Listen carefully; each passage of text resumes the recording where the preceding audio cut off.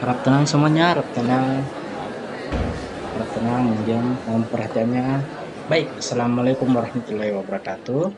Kami dari kelompok 2 ingin memaparkan hasil riset kami tentang negara yang memiliki pajak yaitu Cina dan negara yang tidak memiliki pajak yaitu Kuwait. Materi ini akan dibacakan oleh kami satu kelompok dan akan dimulai oleh Saudari Sukmawati. Untuk Saudari Sukmawati, waktu dan tempat dipersilahkan.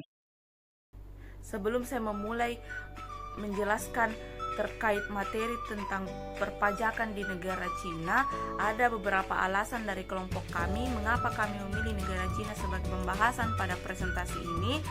Di antaranya, negara Cina atau yang sering kita sebut dengan negara Tiongkok memiliki banyak alasan mengapa sangat menarik untuk dibahas. Di antaranya ada perkembangan ekonomi yang sangat pesat, yang kedua kebijakan pemerintah, dan yang ketiga dinamika sosial yang terjadi di negara Tiongkok. Pajak di negara Tiongkok sangat kaya untuk dieksplorasi. Negara Tiongkok menawarkan banyak sudut pandang sehingga kita bisa memahami lebih baik atau lebih jauh bagaimana ekonomi, dinamika ekonomi yang baik dan sosial yang baik di salah satu negara yang terbesar di dunia. Baik, saya lanjut. Sistem perpajakan di Tiongkok mencakup berbagai jenis pajak yang dikenakan oleh pemerintah pusat dan daerah. Pajak-pajak ini berkontribusi secara signifikan terhadap pendapatan nasional dan digunakan untuk mendanai berbagai program dan proyek pembangunan. Berikut adalah gambaran umum tentang perpajakan di Tiongkok. Jenis-jenis pajak. Yang pertama, ada pajak penghasilan atau individual income tax. Penjelasannya yang pertama yaitu dikenakan pada pendapatan individu termasuk gaji, keuntungan usaha, dan pendapatan investasi. Yang kedua, skala tarif progresif dengan tarif yang berkisar sekitar 3% sampai dengan 45%. Yang kedua, ada pajak penghasilan perusahaan atau corporate income tax. Penjelasannya yang pertama, dikenakan pada laba perusahaan. Yang kedua, tarif pajak standar adalah 25%. Namun, perusahaan kecil dan teknologi tinggi tertentu bisa mendapatkan tarif yang lebih rendah. Baik, terima kasih Saudari Sukmawati. Oke, mari kita lanjut ke materi berikutnya. Materi berikutnya akan dibawakan oleh Saudari Tri Utami Anggreni. Buat Saudari, waktunya dipersilahkan. Jenis-jenis pajak. Pajak pertambahan nilai atau value added tax VAT, yaitu dikenakan pajak penjualan barang dan jasa, dan tarif standar VAT adalah 13% dengan tarif yang lebih rendah untuk barang-barang tertentu seperti buku dan utilitas dasar.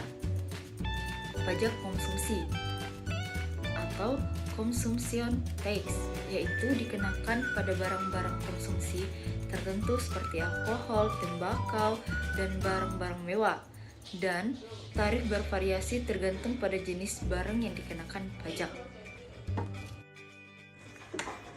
Jenis-jenis pajak. Pajak perdagangan dan bea cukai atau custom duty, yaitu dikenakan pada impor dan ekspor barang, dan tarif bervariasi tergantung pada jenis barang dan asal tujuan barang. Pajak properti meliputi pajak tanah, pajak bangunan, dan pajak pengalihan properti, dan tarif dan aturan spesifik dapat bervariasi antara daerah.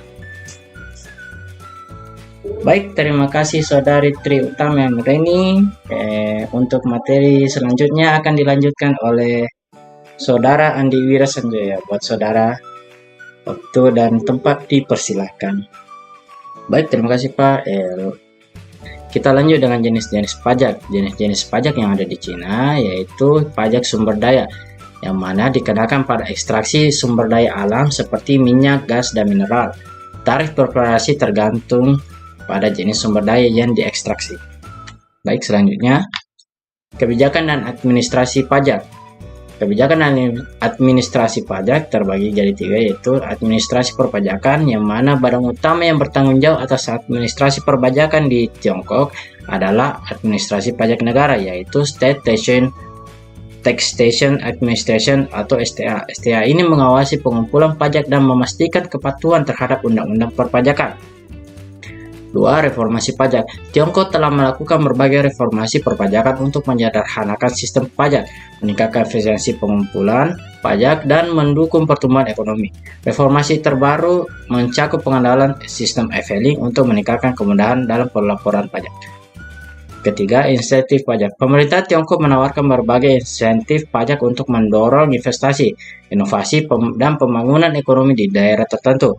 Insentif ini termasuk pengurangan tarif pajak untuk perusahaan teknologi tinggi dan industri strategis tertentu. Terima kasih. Baik, terima kasih Saudara Andi Wirasantaya. Baik, materi selanjutnya akan dibawakan oleh Saudara Ince Mama Yusuf. Buat saudara, waktu dan tempat dipersilahkan. Tantangan dan prospek kepatuhan pajak. Yang pertama, Tiongkok terus menghadapi dalam memastikan kepatuhan pajak, terutama di sektor informasi dan perusahaan kecil. Yang kedua, upaya peningkatan kesadaran dan pendidikan perpajakan sedang dilakukan untuk meningkatkan tingkat kepatuhan. Persaingan global. Dalam menghadapi persaingan global, Tiongkok terus menyelesaikan kebijakan perpajakannya untuk menarik investasi asing dan mendorong ekspor. Kesimpulan, negara yang memiliki pajak atau Cina secara keseluruhan, sistem perpajakan Tiongkok dirancang untuk mendukung pertumbuhan ekonomi yang berkelanjutan dan memastikan pemerataan pembangunan di seluruh wilayah negara. Baik, terima kasih Saudara Ince Mama Yusuf. Oke, untuk materi selanjutnya akan dibawakan oleh Saudari Astriana. Buat saudari, waktu dan tempat dipersilahkan. Negara Kuwait tidak dikenakan pajak. Negara Kuwait dikenal sebagai salah satu dari sedikit negara di dunia yang tidak mengenakan pajak penghasilan baik pada individu maupun perusahaan. Beberapa alasan utama mengapa Kuwait tidak mengenakan pajak adalah: yang pertama, pendapatan dari minyak. Kuwait memiliki cadangan minyak yang sangat besar dan merupakan salah satu eksportir minyak terbesar di dunia. Pendapatan dari ekspor minyak bumi dan gas alam menyumbang sebagian besar pendapatan nasional Kuwait. Keuntungan yang signifikan dari sektor minyak memungkinkan negara untuk membiayai operasional pemerintah tanpa perlu menggunakan pajak kepada warga. Kedua, subsidi dan layanan publik. Pemerintah Kuwait menggunakan pendapatan dari minyak untuk menyediakan berbagai layanan publik dan subsidi. Ini termasuk layanan kesehatan gratis, pendidikan, perumahan, dan subsidi bahan bakar. Karena pemerintah mampu membiayai layanan-layanan ini dari pendapatan minyak, tidak ada kebutuhan mendesak untuk memungut pajak penghasilan. Terima kasih Saudari Astriana. Baik, materi selanjutnya akan dibawakan oleh Saudari Sashika Hermansyah. Buat saudari, waktu dan tempat dipersilahkan. Sistem ekonomi dan sosial. Kuwait memiliki sistem ekonomi dan sosial yang didasarkan pada keuntungan dari minyak. Warga negara Kuwait menikmati berbagai manfaat sosial dan ekonomi dari pemerintah yang didanai oleh pendapatan minyak. Ini termasuk tunjangan sosial, pekerjaan di sektor publik, dan program kesejahteraan lainnya. Dukungan untuk warga negara. Kebijakan tanpa pajak penghasilan merupakan bagian dari kontrak sosial antara pemerintah dan warga negara Kuwait.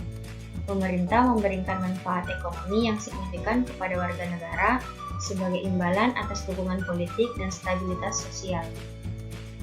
Kebijakan ini membantu menjaga kepuasan warga dan menghindari ketegangan sosial. Investasi dan diversifikasi ekonomi. Kuwait berusaha untuk menarik investasi asing dan mendorong diversifikasi ekonomi di luar sektor minyak. Kebijakan tanpa pajak penghasilan membuat Kuwait menjadi lokasi yang menarik bagi investor asing dan perusahaan multinasional. Selain itu, pemerintah juga berinvestasi dalam berbagai proyek infrastruktur dan industri untuk mengurangi ketergantungan pada minyak. Kesimpulan, negara yang tidak memiliki pajak yaitu Kuwait. Secara keseluruhan, sistem perpajakan Kuwait dirancang untuk mendukung pertumbuhan ekonomi yang berkelanjutan, meningkatkan kesejahteraan masyarakat, dan memastikan pemerataan pembangunan di seluruh wilayah negara. Itulah tadi pemaparan dari kami kelompok 2, kurang dan lebihnya mohon maafkan. Wabillahi taufiq wal hidayah. Assalamualaikum warahmatullahi wabarakatuh.